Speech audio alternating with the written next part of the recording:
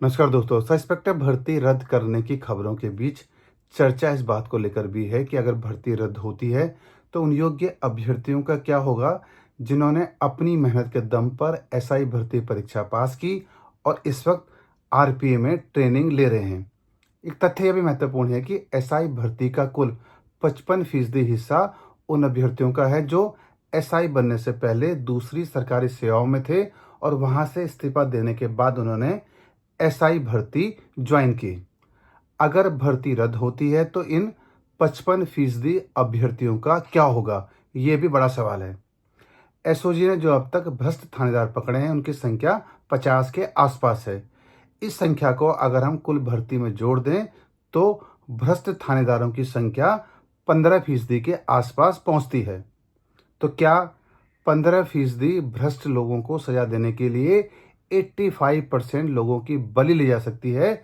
सवाल ये भी महत्वपूर्ण है। जिनको भर्ती रद्द करनी है या नहीं करनी है, यह रिपोर्ट सरकार को सौंपनी है। उन मंत्रियों का भी ये मानना है कि योग्य अभ्यर्थियों के साथ न्याय होना चाहिए, अन्याय नहीं होना चाहिए।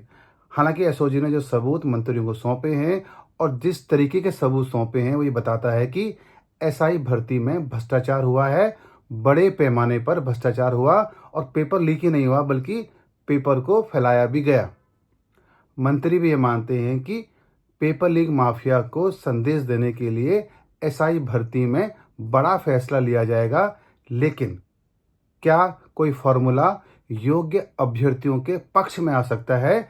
इस पर भी मंत्रियों ने कहा है कि वे सोच रहे हैं, बात कर रहे हैं, कानूनी राय ले रहे हैं। आरपीए में ट्रेनिंग ले रहे कई सब इंस्पेक्टरों से मेरी बातचीत हुई, उन्होंने मुझे फ़ोन किया। उनका ये मानना है कि हम भी चाहते हैं कि जो भी भ्रष्ट लोग हैं, सिस्टम में आ गए हैं, थानेदार की ट्रेनिंग ले रहे हैं, एसओजी को उन सबको गिरफ्तार करना चाहिए। लेकिन ये न्याय का तकाजा तो नहीं है कि कुछ लोगों को सजा देने के लिए पूरी भर्ती को ही रद्द कर दिया जाए।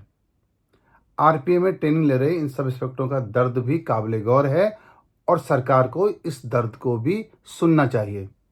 भर्ती रद्द हो गया नहीं, यह फैसला मंत्रियों की कमेटी को करना है, सरकार को रिपोर्ट सौंपनी है।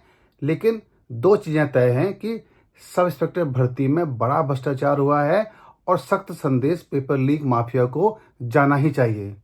लेकिन जो योग्य अभ्यर्थी हैं उनके साथ भी न्याय होना चाहिए। इंतजार करते हैं कि सरकार बीच का रास्ता निकालती है या एक तरफा फैसला लेती है। हम सबको इसका इंतजार है।